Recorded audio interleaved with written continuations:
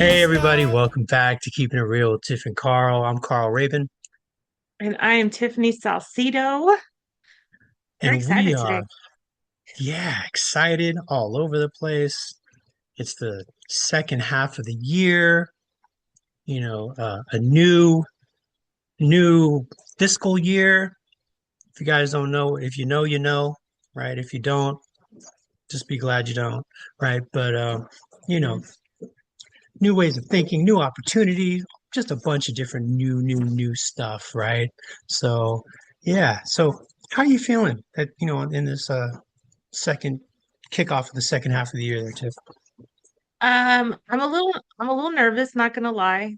Not like super, but like one of my new fiscal year habits that I do every single year is I check to see what new laws have been passed because almost all new laws take effect like January 1st or July 1st.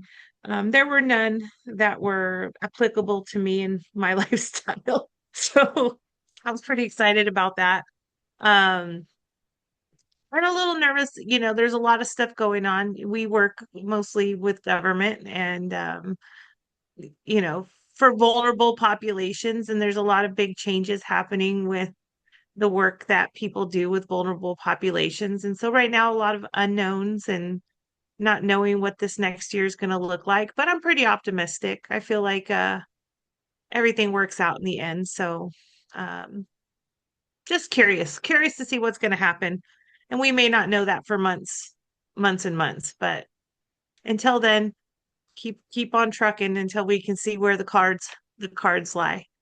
But Yeah, I don't know. I'm excited. I'm excited. So yeah, yeah. I'm with you. Yeah, I'm excited for different reasons. mm, Also anxious and nervous to see what's around the corner for different reasons. But yeah, that's one of the things working with people, working in the people business.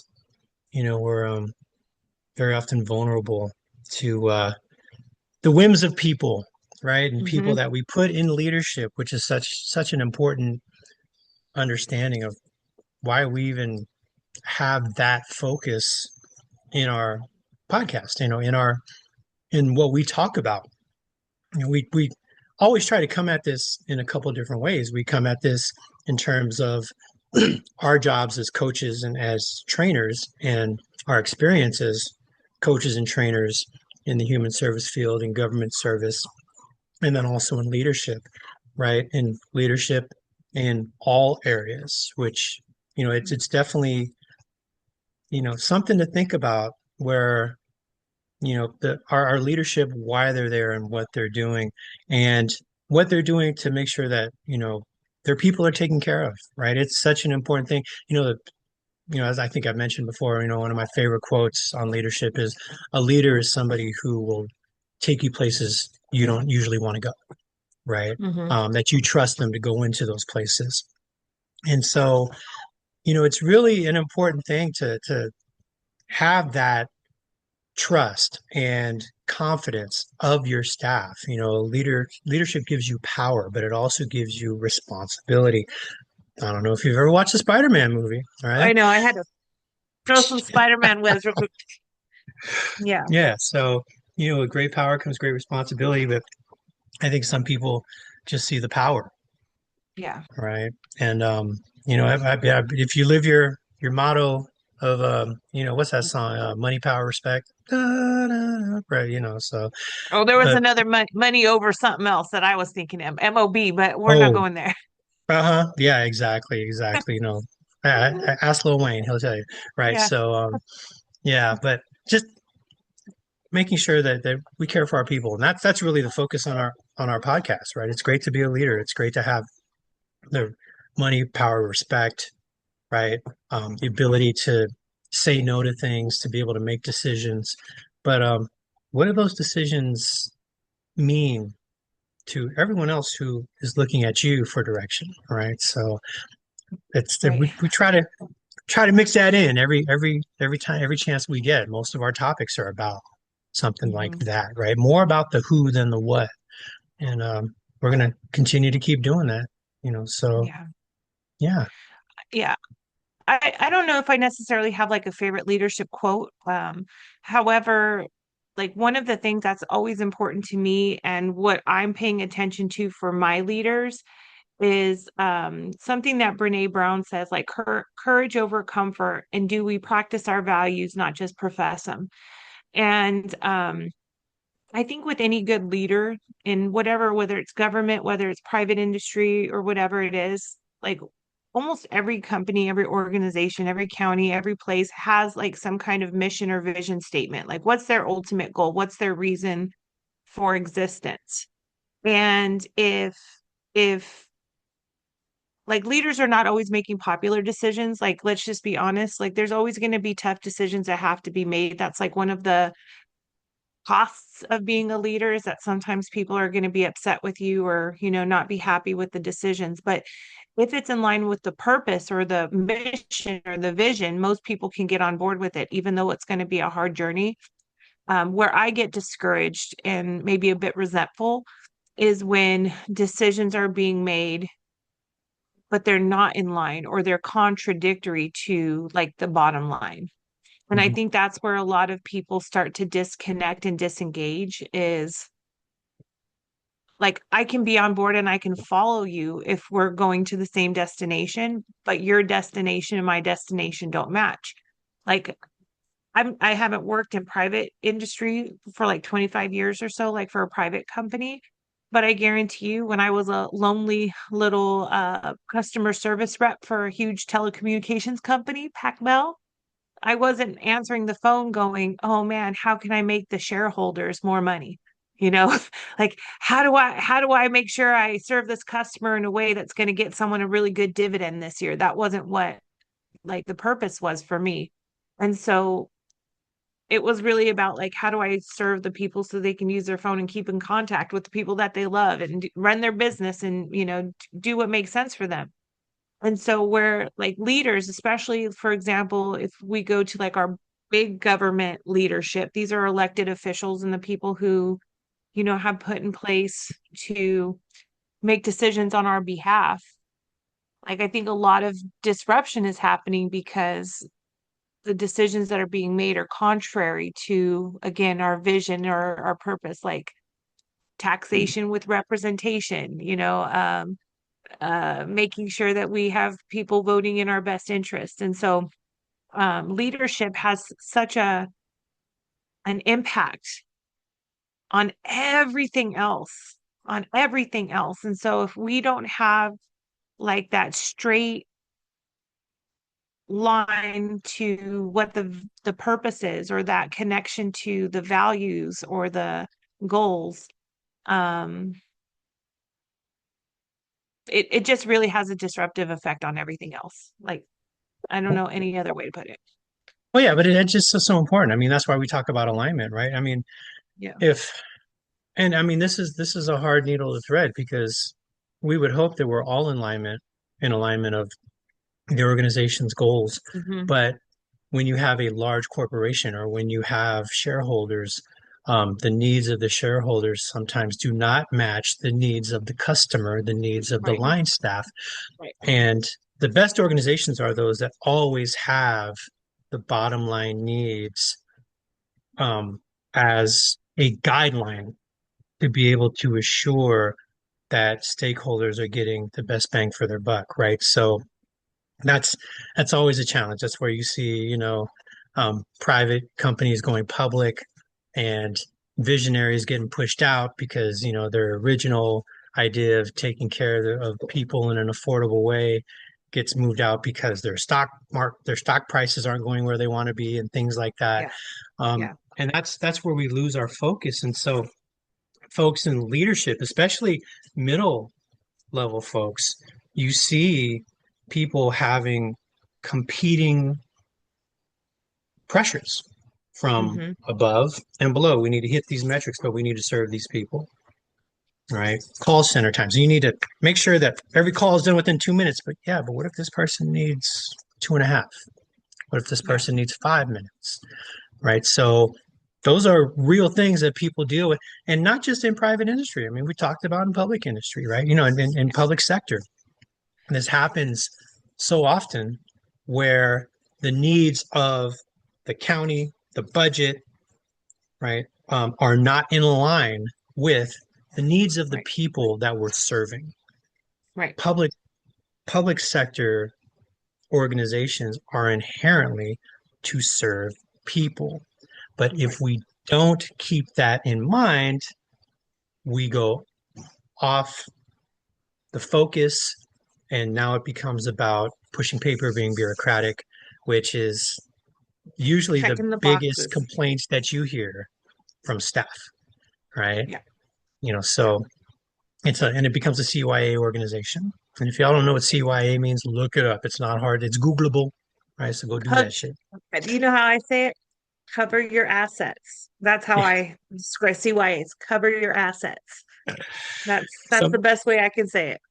somebody in Alameda County had an acronym um, that she said they were taught, um, which basically, keep your head down, don't say nothing, and keep it pushing or something. I can't remember exactly what it is, but it's basically cover your ass, right? Yeah.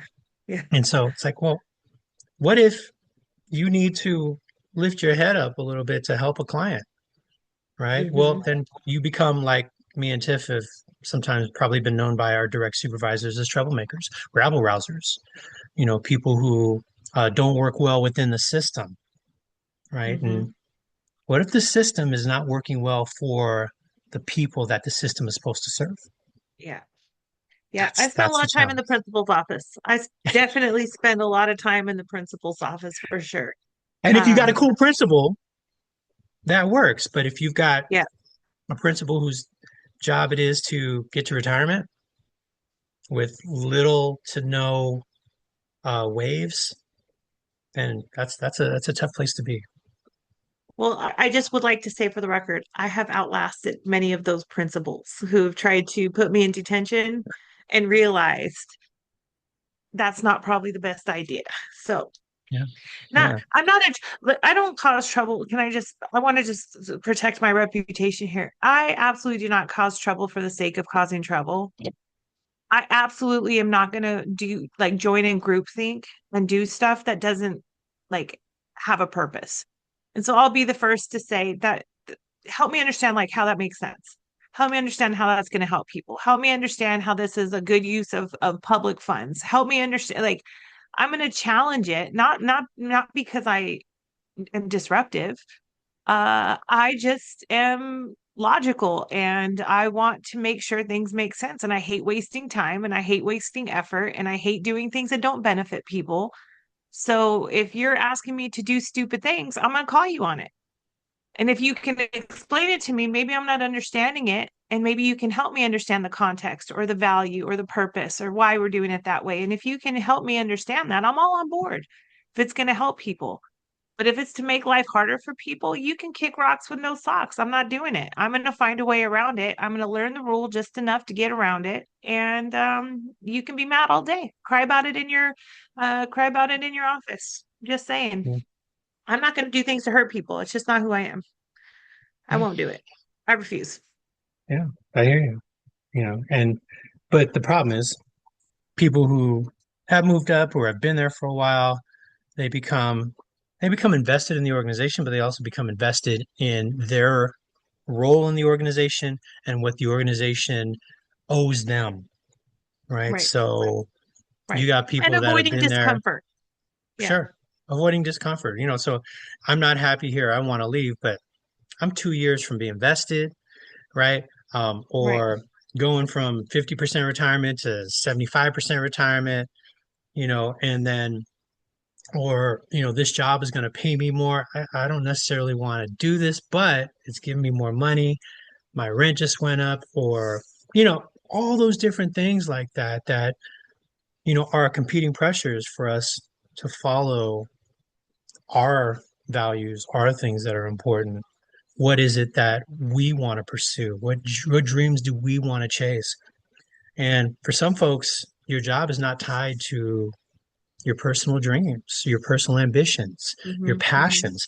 We've talked about if you find a job that you love, you never work a day in your life. But at the same time, if you find a job that is just a job and does not match with your interests and the things that motivate you and get you going,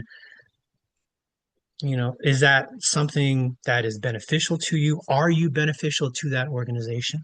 Are you beneficial to the end user, whether it's a retail customer, a patient, or a client, right? And Hmm. in those last two, those people who depend on you for some type of quality of life, if we're just pushing papers and we're not into it for the reasons of serving them, that's when it becomes a challenge. And it's not, and I mean, it doesn't mean that you're a bad person. Sometimes your goals have been misaligned. A lot of folks came into it for the right reasons and get disillusioned because of the Bureaucracy. bureaucracy. Thank you. That's a hard word. That, it usually isn't, but the bureaucracy that we Mhm. have, and the political nature of it, and how do we move in those spaces and still maintain our ability to be who we want to be for the people that we want to work with and also work for, right? So it's a challenge, right? People get into higher and higher positions of influence, and they lose the sight of maybe what they got into doing in the first place, right? The further you go up, the farther you get away from the line, Yep. right? And the further you go up, the more influence you have on the line. That's the challenge. You go further away from it, but you have more influence on it. So how do we balance that? How do we keep that perspective of why we got into something in the first place? Why did we get into government? Why did we get into management, right? Was it we were chasing, financial goals, career goals, or were we chasing the opportunity to create as much impact for the people that we got into this business in the first place for? And if you got into it because it was a job opening and it was a county job and it was retirement, which a lot of folks got into it for, cool. But, hopefully there's a leader there that says, okay, so this is the baseline. You have the security. Now, what you going to do in the job that Hmm. allows you that security to be able to help people? And if we don't have that leader, if the leader's focusing on finding that next job so they can move into a bigger house or get a bigger boat or, you know, move to Mazatlan or wherever else they want to go, right? So that's definitely something that to think about, especially in human services. I've said that way too many times this fiscal year. Yeah. Some jobs just aren't meant for you, and that's okay. But Well, you have yeah. to you have to set your sights on, oops, I'm in the wrong place. What do I do about it? Either I get busy connecting with the job, or there's got to be something else out there that can give me the same quality of life that Hmm. won't affect other people's quality of life. Cy Wakeman, my homegirl, she has like one of her phrases that I love like the most is stay in joy or leave in peace. There's not a third option. I say this all of the time.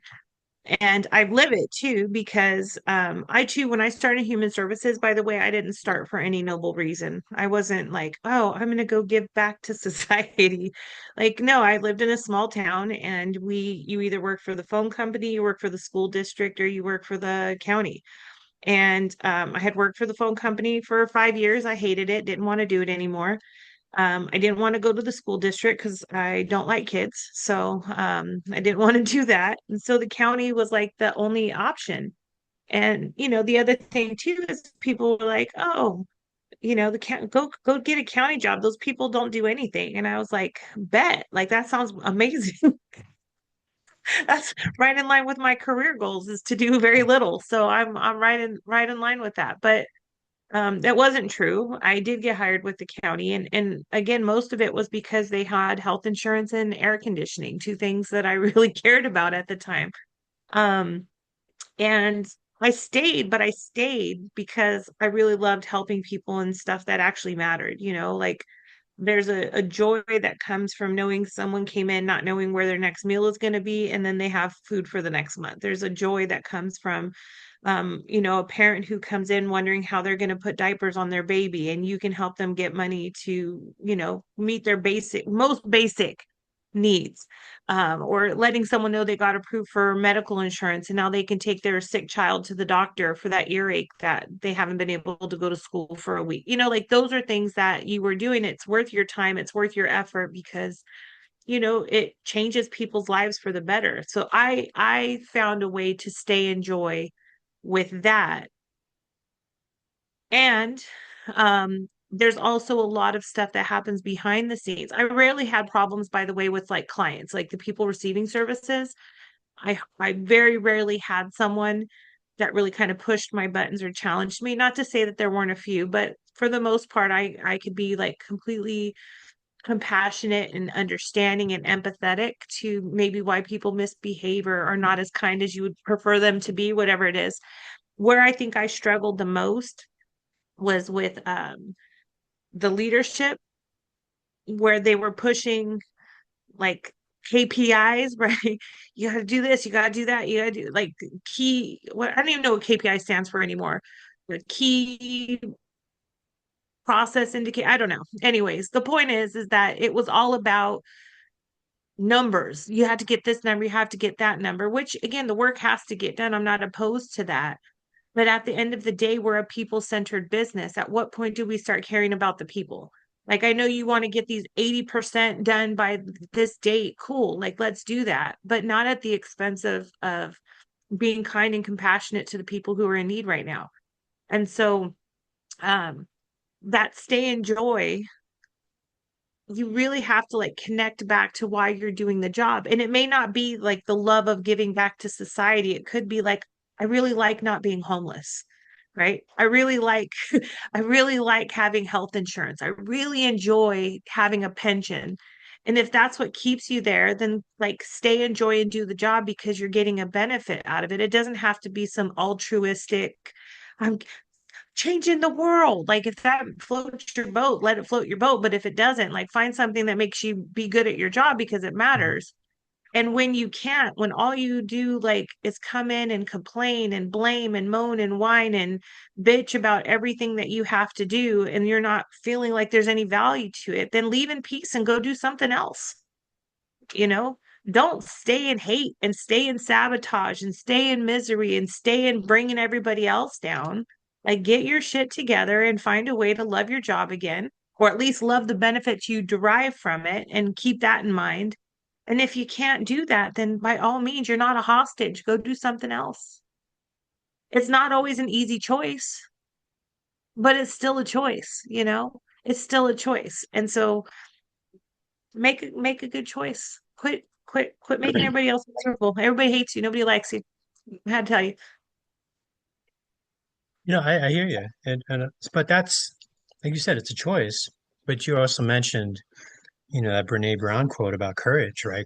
Courage or Yep. comfort, right? And so, how do you choose to be courageous, and why do so many people choose to stay in comfort? It's like we said, for some folks, it's just, and that's our topic today. I mean, are we in a place where we are in a position to be bold, to take chances, to focus on the opportunity to improve what we do for who we do it for, or just even to provide a better quality of life for our clients, our staff, our coworkers, our direct reports, even our leadership, right? Hmm. So, how do we step out? The challenge with government services is that it is inherently something where you follow chain of command, and chain of command, Yeah. I mean, you also hear it called command and control, right? And Yep. so, who is in command and who is in control? And if someone in control gives a command, you are to follow that and not be insubordinate, which makes the idea of being courageous, being bold, making bold choices, right? Something that's difficult, but it also promotes lack of risk taking, right? Lack of, or just lack of thinking outside the box. And so it really is something that, if there's something new down the pipe that can make a difference for for the people that we serve, but we don't pursue it because we're following what we've always done in that fixed mindset, where are we going? Right. So, just, and I know that's something you were talking about. You want to talk about being bold, taking steps. So what does that mean to you, Tiff? So being bold, so let me rewind how this topic even like got started. I'll give a little backstory here. Like I couple years ago, maybe I started like doing these comparisons, and for whatever reason, they all started with the letter P, like productivity versus purpose, policy over people. Like it was all of these P comparisons. And so I thought, I'm going to do this like ABCs of comparing choices, right? Because this is all, it all boils down to choices. You can do so many different things in this life. And so the bold versus blameful is where I'm at on the alphabet right now because it took me 2 years to get my life together. Um, and so when I'm thinking about like being bold versus being blameful, a lot of times it's much, much easier and more CYA to find someone to put at fault for what's wrong, right? So if let's say I go for a promotion and I don't get promoted, it's much easier for me to say, oh, they already know who they wanted. They just did these interviews for show. It was all just a good old boys club, which, there could be a level of truth to that, but that doesn't necessarily change your situation, but it's real easy for people to point the finger and the finger pointing, comes in different ways, whether it be from, like actual gossip and storytelling or venting or even like quietly in your mind saying, I'm going to do this stupid thing that makes no sense because management told me to do it, but it's not going to work. And I know it's not going to work. So I'm just going to waste my time until they figure it out. So that's, I think, to me, the easy way out because you're not taking any ownership. You're just doing what you're told.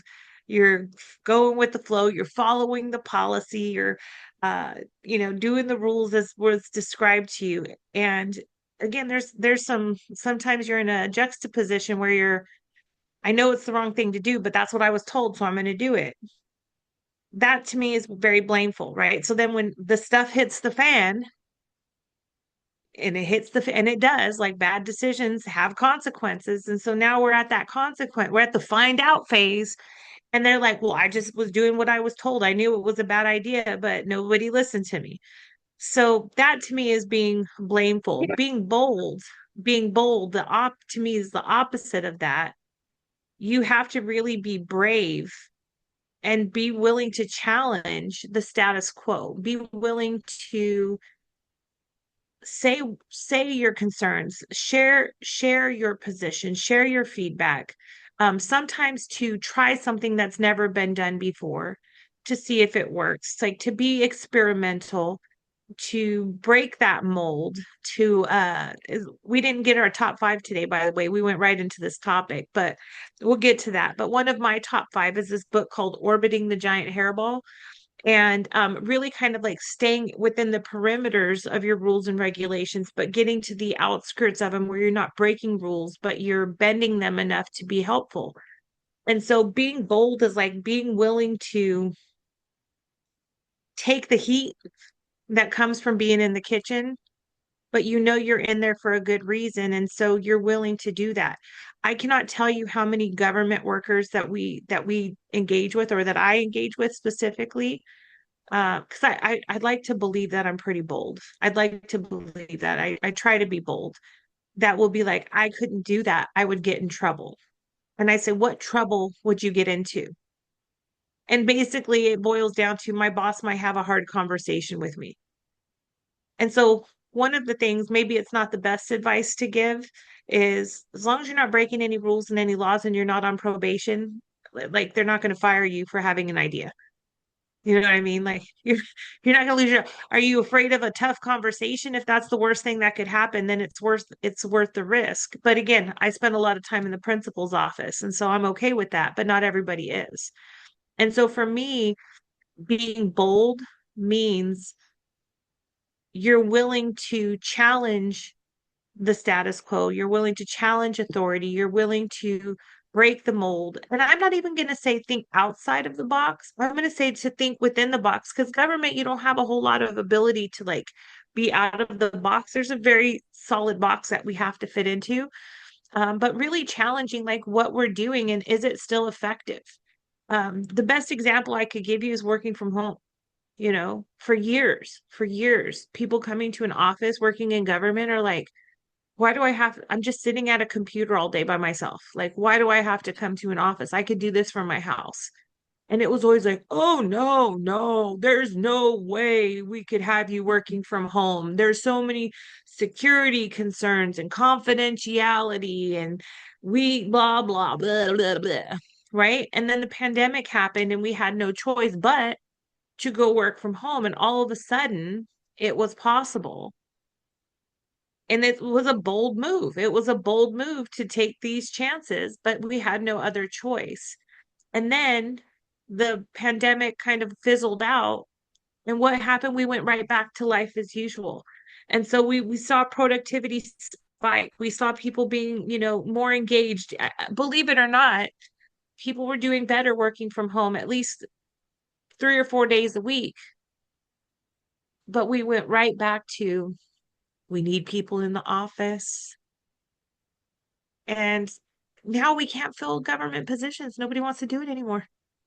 Everywhere I know is short staffed. Why? Because there's no flexibility. And so that boldness went right back to basic, went right back to the old status quo, even though they saw it could work. So, like, boldness really requires that you are willing to fail or you're willing to work through the mistakes or work through the unknowns. You don't have to have all of the answers to be bold, but you've got to be willing to take that first step. That's what I mean. That's what I think about. Yeah. But that's the thought. I mean, taking that first step. For me, taking that first step is, okay, this is what I'm doing. Is this working? If it's working, Mhm. cool, right? That's a benefit.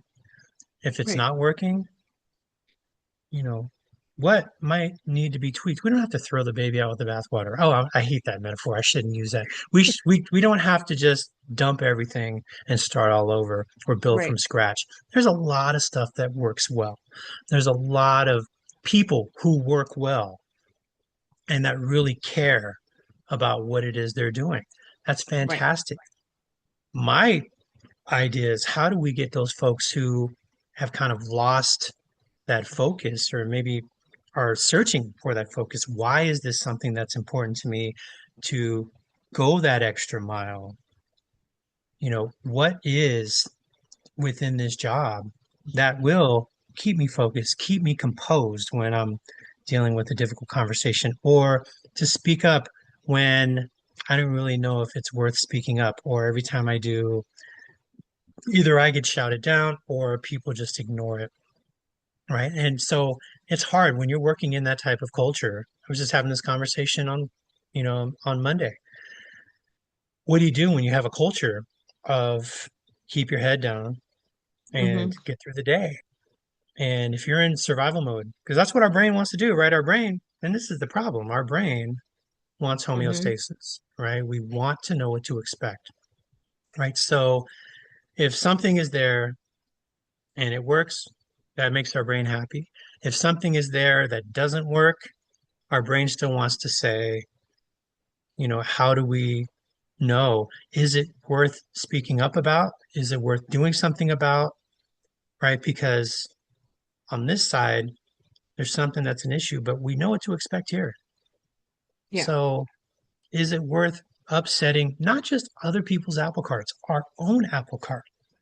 If I speak up, what is the implications of me speaking up, even if they decide that that's a good idea? Is that going to give me extra work? Is that going to, give me extra responsibilities? Is it going to change things in a way that I have to learn something new, or I have to, um, you know, spend time being uncomfortable? And our brain Hmm. does not want to be uncomfortable. We take in so much, 10 million, 11 million bits of information per second.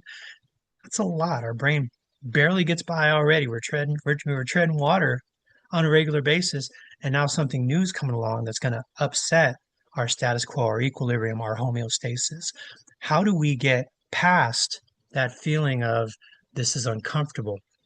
I've seen people decide to stay where it's not beneficial for them because they know that they can predict what's going to happen there, as opposed to Yeah. you are sending me out to do something different, to make a change in our lives.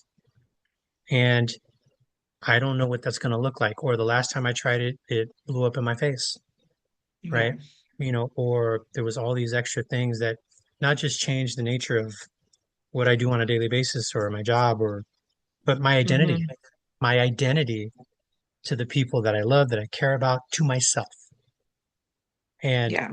so we have to fight not just the system, right? But we have to fight our inner urges, which makes it twice as difficult. We have to trick our brains. We have to trick our Hmm. brains to say, this fight is worth it. This fight is worth going that next step. And sometimes it's not. I mean, I'll be honest, that we're not always in a position to be bold. There may be some um, severe consequences for that. And I have compassion. Not everybody's able or willing to do that. And that's not any blame or shame towards people. There's real life consequences. You know, like going with current events right now, there's a lot of like ice raids and stuff happening in LA, and people are taking people in broad daylight, and there's all of these people who are recording and documenting and paying attention to what's going on and putting it so people can see. And I would say that's a pretty bold action because there's consequences with that. And just the other day, I heard a story of a mother and her two daughters. The mother was taking the girls to work, and one of the daughters, as they were driving away, was basically taken by ICE, and she's an American citizen. And the mom is like screaming for someone to help, but she can't because she's not a citizen. She's here legally, but she's really afraid of losing her status here. And so, like, that's not a place where she can be bold because the consequences might mean that she gets taken away from her family, right? So, I really do get the idea of like being able to evaluate risk. And I do agree you have to overcome the brain because your brain is a dirty, dirty liar that tells you everything is terrible. Don't do anything different. You're going to ruin your life. Um, but we do have to really challenge that. And I acknowledge that people have different comfort levels with that as well. We talked about disc before, and D's and I's tend to be more willing to take those risks and try things out and figure it out. They're not afraid to be wrong.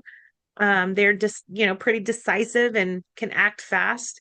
S's and C's might need a bit more time for planning and for processing and weighing their options and the pros and cons and the strengths and weaknesses. And I can acknowledge that as well. But I think where I really kind of am pushing this boldness is really thinking about the future, especially in human services. We have all of these changes coming. We don't know what they're going to look like. We don't know how programs are going to be impacted. We don't know how workforces are going to be impacted. We don't know how processes are going to be impacted. But I see this as an opportunity to really kind of reinvent the way that we work, right? And that bureaucracy, which by the way, that's a really hard, there's like few words in the English language that are really hard for me to say. Bureaucracy is one of them. I have to really practice that one in the mirror. Immunizations is another one I struggle with, but nonetheless, Yeah. One of the And things, again, going back to, I would say just the thing with the giant hairball, this idea of this giant hairball and orbiting it is that, like government rules and regulations and legislation is like this big junky hot mess of nasty funky hairball. And when things are not going well, nobody's trying to like take that apart and figure things out. We just kind of add more layers of complexity to this already really complicated system. And then we spend so much time, effort, and energy trying to like do our job effectively and make sure we're meeting our measurements and making sure we're meeting our requirements and our compliance, all the things, but they like contradict each other. Half the time you're like fighting one rule over another. Which one is the current way? That complexity, honestly, is the biggest fraud, waste, and abuse that I can see in government, that everything is complicated. And if we could simplify, if we can use like this change and be bold and have an opportunity to really simplify and be courageous in, we know what it's looked like over the last, I don't know, 100 years. How long has it been since the New Deal? Like almost 100 years. almost 100 years. Yeah. Yeah, so we've seen what it's looked like over the last 100 years. How do we now, using technology, using workforce, using like current situations, how do we now reinvent and be bold and look towards the future and really making sure we're hitting our target populations, and serving the people who need it and taking out some of the complexity of how we do that? Because Yeah. But it's that's it's tough. Bold. But you got to be bold and be willing to get it wrong a few times before you get it right. right. But therein lies the rub, right? Because we are making differences. We are wanting to make changes. But like you said, it's been 100 years since the New Deal. It's been 60 years since Civil Rights Act and the introduction of modern welfare and Medicare and Medicaid and things like that. And so those systems have been in place, and those systems become ways of functioning that become part of our normal. And we Right, have to change those structures. How do we do right, that? We have to have leadership. We have to have people that are influential, that say, this is what we've always done, and what we've always done can be better. And you right, see that in visionary companies. You see that in inventions. You see that in people creating. I mean, 20 years ago, did anybody think that your phone would be just as powerful, if not more, than your home personal desktop computer, right. right? I mean, did we think that, we were going to be using, you know, things like AI to write our papers, right? Or I just heard a podcast You- yesterday that said, Um, yeah, that's kind of a personal thing. I'll leave that one alone. But you know, just but just I mean, I heard a podcast yesterday that said we're on the cusp of AI being able to solve most of the most deadly diseases that we have, Mhm. right? Mhm. And so, I mean, 100 years ago, how many people thought that, the flu was a death sentence, right? That Right.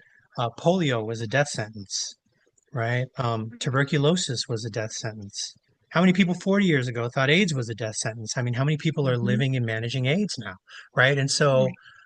you know, we come a long way. It takes a while, but if we don't see that initial positive result, it becomes discouraging because it's a long way, right? So, Mhm. setting those milestones, when I talk about goal setting, goal setting whatever goal we're setting, there are steps along the way that allow us to see the progress of that goal. But Yeah. we have to be aware of those, right? If we want to make a change. Because like I said, our brains are hardwired to keep ourselves safe, right? Right. And, just thinking about when we decide that we want to be bold, there's, we make choices in life. There's three different types of choices we make, right? There's that approach conflict where we have two great choices and we get to choose between which one. If we have two jobs, if we have a great job, but then we have this great opportunity, right? That might even Mm-hmm. promote even a little more opportunity. We get to make that choice. Then you have the avoidance, which is the lesser of two evils. So if we have to choose between two choices that aren't Mm-hmm. necessarily the best for us, but we have to make that choice. And then we Right. have the approach avoidance, right? Which is I have this opportunity for something better, but there's certain things about it that I'm going to have to make sacrifices or it's going to suck a little bit. Mm-hmm. Things that we talk like going on a diet or, Mm-hmm. going back to school or whatever else it is. We know that there's long-term benefits, but it's going to be rocky and it's going to be challenging and difficult along the way. So how do we train our brains and trick our brains to recognize that those choices that are beneficial to us and to other people are things that continue to be approaches, right? And Mm-hmm. so setting those milestones, letting people, letting us know that we are making progress, even if it doesn't necessarily feel like progress, is such an important thing, right? But also how to clarify and talk about to other people what it is that we want to do to be Mm-hmm. bold, right? And let people know what is the payoff, right? That's such an important piece. You want to be bold? I want to be bold. I want to do this, and I want to tell you why we need to be bold. It's not just something where I'm trying to give you more work or I'm trying to make your job obsolete, right? Or I'm trying to get more power than you or exert more influence than you. No, there is a specific reason to why I want to do this that benefits not just me, which is hard because our brains, like we've talked about earlier, it's all about us. We take everything personal, Yeah. right? And so, how do I create that opportunity where other people see the benefit in what I'm proposing? And so, we have to be intentional in stating that and showing that to other people. If we do not provide the why, there's immediate resistance to change and natural resistance to change because our brains don't recognize why should we upset the apple cart, right? There's at least 60% of the world, if it ain't broke, don't fix it, Right. right? And I'll believe it when I see it. So we tend to be inherently skeptical of new things.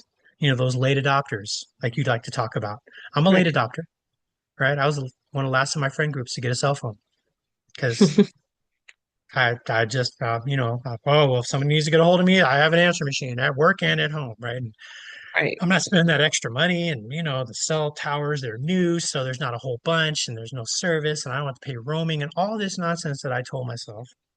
And I eventually caught on board when it was something that I knew was stable and for the most part Mhm. um, widely used.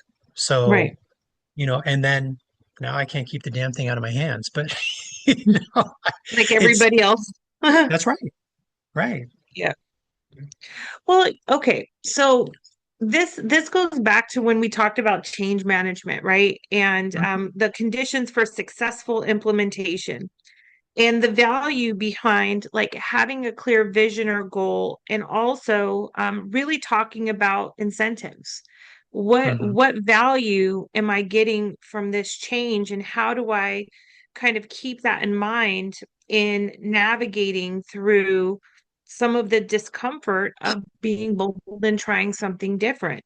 I totally agree that we work on the path of least resistance. And so if I have like a habit, and I'll go with just being on a diet, because I think almost everybody in the history of ever has been on a diet at some point in their life.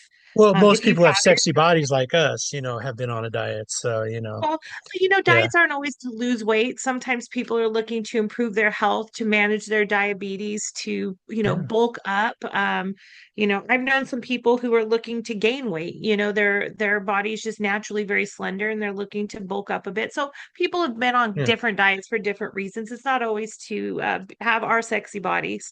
Um, but with that being said, if we're coming from it from a place of like, what do I have to lose? And again, it's not like the loss of weight, although that's one of it. A lot of times that's not, what do I have to lose? Oh, I have to lose my diabetes. I have to lose my my tight pants or whatever, most people are coming like, oh, can't eat carbs anymore. Oh, I can't, sit on the couch and doom scroll for 3 hours. Oh, I can't eat red meat anymore. Or, it's almost always coming from a what do I have to lose versus what do I have to gain? Yeah. And so when we're talking about A being deficit bold, mindset. The deficit right, mindset. absolutely. Yeah. Absolutely. And so when it comes to like being bold, I think people go through the same type of like thinking process, and it's not necessarily related to like what do I have to lose in the sense of, it's usually comfort related. What do I have to lose? Maybe I'm losing the fact that I've been flying under the radar and my boss leaves me alone. If I say something about this, then maybe I'm going to have to come back to the office, 3 days a Yeah. week. If I bring this up, maybe I'm going to be labeled as a troublemaker. If I try this new approach and it doesn't work, everybody's going to think I'm a fool. There's a lot of, again, that deficit based thinking that keeps us from progress or keeps us from being bold because of the fear. And so where I'm coming from is like, what is the vision, right? Like, what's the goal? What's the outcome? What are you trying to accomplish? Which I think is important for us to think about. And then keeping that in mind as you go through the inevitable hiccups and challenges, not like, oh, that went wrong. I knew that was going to go wrong. It's a failure. Let's go back to the status quo. But more of, okay, that didn't work. What can I do? How can I change? How can I adapt it to make that run a bit smoother? It's like the willingness to be wrong, the willingness to slow down before you can speed up, and keep that in mind. And that's not easy to do, I don't, are you a hiker at all, Carl? Do you go hiking, like climb mountains No. and shit? No? I used Okay. to. I used to. I Uh, used to. Yeah. okay. Not Okay, you anymore. used No. to. Okay, Yeah. perfect. I'm So, domesticated. Yeah. yeah, I'm an occasional hiker. I like I'm a hikes that house have like, cat. I'm a yes, house cat. okay, perfect. Yeah. I don't like wake up in the morning and I'm not like, I want to go on a hike today. Like that's not who I am as a person. But when I'm like I like to travel, and that's like one of the things I like to do when I'm in beautiful places. If there's like a hike that I can go on, I'm gonna do the hike because I like to, like, in Hawaii, love Diamond Head. It's like the most basic hike ever. But you get to the top and you can see all, I mean, it's gorgeous. So the reason I'm using this hike thing here is um as most hikers, especially amateur hikers, if I'm going to go on a hike and I'm not a professional hiker, I'm going on the path. I'm going to go on the already established path. I'm going to follow the signs. I'm probably not going to venture out past I'm going to go where everybody's gone, where you can see where you're going, and you're going to get to the top and you're like, oh, this is amazing. And then you're going to take yourself right back down. Okay. Our brains work like that. Here's where we're headed. We've got a path established. We're going to follow that path because we know maybe it's the long way, maybe it's the hard way, but it'll get us to where we're going, and it's safe. We know we just one foot in front of the other, one foot in front of the other. With changing and being bold, you essentially in your brain have to establish a new path. And so you've got to trample the grass. And as you're foraging this new path and this new hike up to the mountaintop, maybe the goal is the same, the destination is the same. Maybe it's a little bit different. But if we're trying to get there, we have to forge this new path. And that means we've got to trample that path several times before it becomes familiar, before it becomes safe. And the way that like most people operate is that they will go on that new path. And then as soon as they run into an obstacle, like, oh my gosh, there's a big rock. There's no way we can get around this big rock. It's like business as usual. Go right back to your original path. Oh my gosh, there was a snake over there. Let's go back to the original path. And I know it takes longer, and I know it's not effective and it's not efficient and it's worn down and it needs repairs, but at least we can get to where we're going. So it's like the patience in the process. You have to be willing to navigate through that new pathway and do it repetitively until you forge that new path and that becomes your new habit. In the brain, it's creating new neural pathways. right? And that takes repetition and it takes time. But in life, it's like having that courage to see a rock in your way and say, this is a rock. I didn't know it was going to be here. Didn't see it coming, but here it is. How do we get around it? Yeah. Versus going back and going to that, whatever it is. Like here it is. How do we get around it? Or how do we move it? Or whatever we have to do to get going back on the path. And can I also say, sometimes you're going down that path and you've been forging that new path and it's just not getting you there to be bold enough to say, you know what? This isn't the right way either. I know we put a lot of time and effort and energy to try to create this new path, but it actually isn't saving us any time or effort and energy. It's not getting us there any faster. It's much more challenging than we anticipated. We don't have the stamina, we don't have the resources. And even though we've worked really hard to come as far as we've come, this is the wrong path and let's go back to what we were doing. And I think that's the other part of being bold is that sometimes people try new things and they're not working and they're kind of working through it and it's not working and then they work through it and it's still not working. We've already come so far, we got to keep pushing. Sometimes the boldness is to say this wasn't the right way. And yes, we've made all this progress, but it's not working. Let's be bold enough to go back to what we know until we can find a different way to go. Yeah. I And think too many times people keep trying to go the wrong way. I agree with you. And I think that's such an important thing to recognize as a leader and just as someone who works with other people, right? When we collaborate with other folks, are we collaborating or are we just collaborating as long as they agree with me, right? Mhm. And I've had some folks I've spoken with in the last recently who have talked about when they are doing things. And I teach a class for Sacramento State on conflict resolution, Mhm.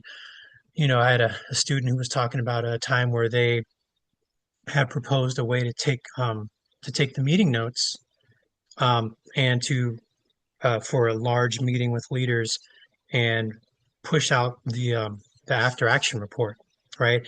And they were an executive admin. There was another executive admin, and they both had different styles. One of them wanted to just do a summary of Mhm. what was discussed for the topics, and the other person wanted a complete transcript.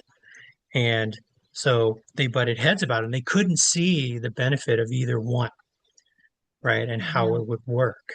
And so, um, and they tried to work together, and then they went to uh, their bosses and talked to them about it, and they got permission to create the meeting notes in both ways.